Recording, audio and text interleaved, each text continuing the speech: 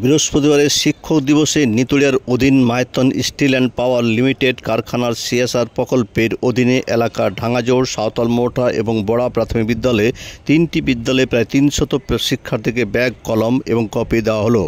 বড়ায় অবস্থিত প্রাথমিক বিদ্যালয়ের আয়োজিত এই কর্মসূচিতে 118 জন শিশুকে ব্যাগ, কলম ও খাতা প্রদান করা হয়। অনুষ্ঠান চলাকালীন এমএসপিএল কারখানার কর্মকর্তা সৌরভ আগরওয়াল বললেন, শিক্ষক দিবসে আমরা শিক্ষার্থীদের শিক্ষা সম্পর্কে সচেতন করতে এবং তাদের উৎসাহিত করতে এই অনুষ্ঠান আয়োজন করেছি। তিনি বলেন, আমরা যেখানে কাজ করি সেখানে আমাদের কিছু দায়িত্ব থাকে, তাই সিএসআর প্রকল্পের অধীনে আমরা সময়ে সময়ে এই ধরনের অনুষ্ঠান আয়োজন করে থাকি। তিনি বলেন, আমরা ভবিষ্যতে সিএসআর প্রকল্পের আওতায় শিক্ষামুখী কার্যক্রম চালিয়ে যাব। উপস্থিত ছিলেন মৃত্যুঞ্জয় চন্দ্র, বিবেক সিংহানিয়া, সৌরভ আগরওয়াল, শৈলেন্দ্র গুপ্ত, উজ্জ্বল গুরু, অরুণ কুমার রায়, গুরুদীপ সিং, মিলন গোড়াই এবং মাইথন স্টিল অ্যান্ড পাওয়ার লিমিটেডের অন্যান্য ব্যক্তিবর্গরা।